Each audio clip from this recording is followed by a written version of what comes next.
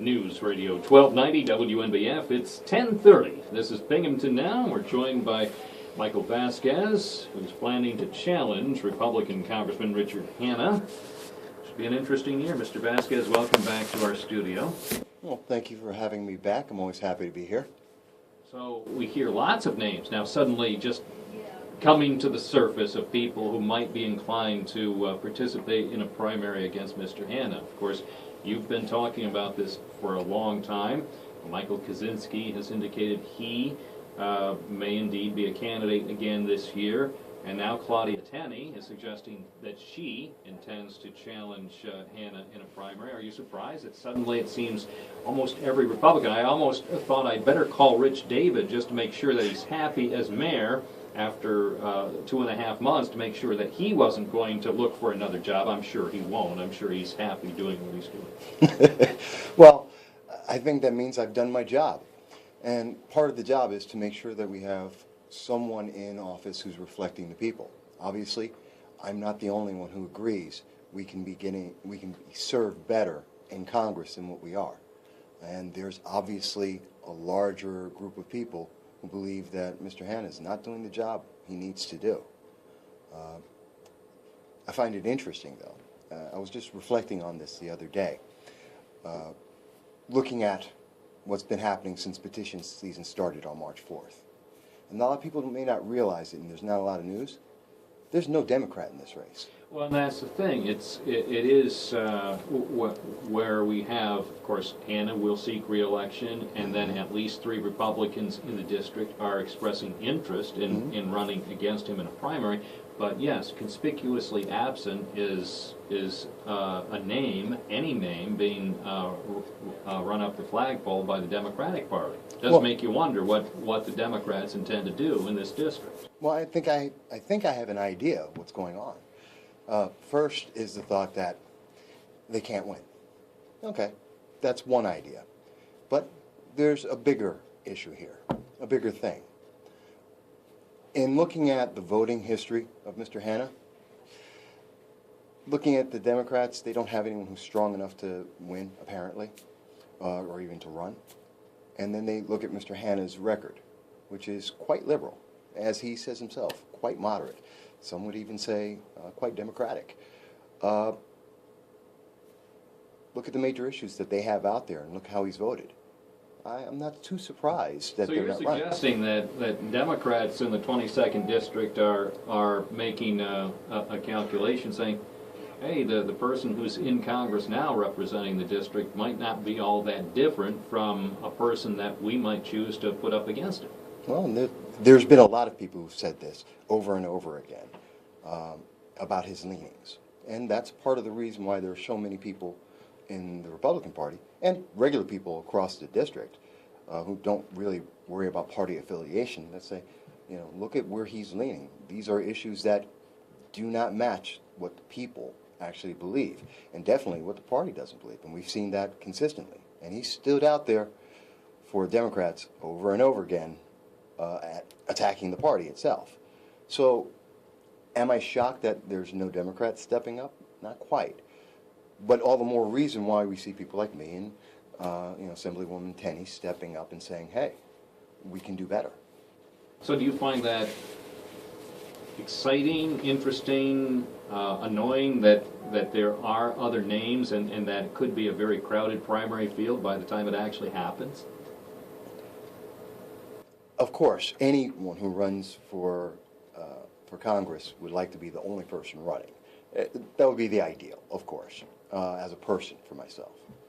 But I believe it's in the best interest. I've always said this. It's in the best interest of both the party and, more importantly, for the people to have the choices that are out there. Now, I know that certain members of, say, Broome County Republican Committee, Mr. Chairman Data, may believe that there should be no other voice except the incumbent. But that's not what our system's about. It's about having the choice and having people speak and letting the people pick the best choice to represent them. I believe that's me. I know that Assemblywoman Tenney believes it's her. We have very similar views. We have very similar objectives. We stand starkly opposed to many of the views of Representative Hanna. I think the people deserve to hear those voices and those arguments and make the best choice. Now, you made reference to the Broome County Republican Party, the establishment Republican Party. Yes.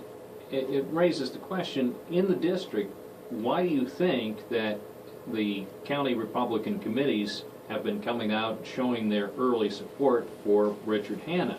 I mean, it's very early in the political year, although I guess if you're running, it's not that early, but at least to us outsiders, we'd say, gee, it's not even spring yet, and already some county committees are on record saying, essentially, we love Richard Hanna.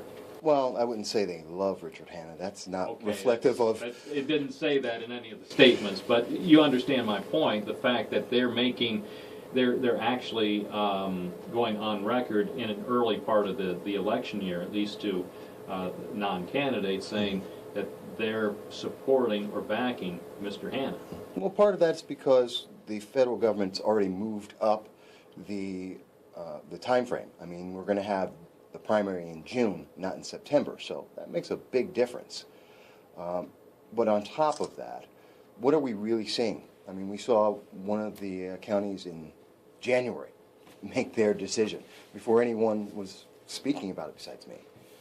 Before Mr. Hanna even made his decision that he was going to run, as I recall. We've had Broome County and Oswego County. Their executive committees made decisions without having listened to any other opposition. So I can't say that in some of these counties we've had a fair shake for the public. They've isolated people. They're restricting it, and you have to wonder, why are they afraid of hearing another voice?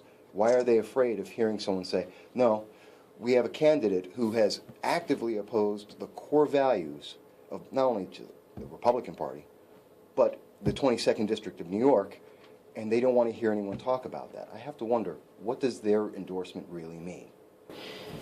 Well, then, for people outside the political process, and I have to think even people outside the wonderful world of talk shows, just plain folks, they sometimes might become cynical about what's going on here. Not just with respect to this race, but other races, whether they're state races or whatever. They may not know what goes on, whether it's Republicans or Democrats. Sometimes there are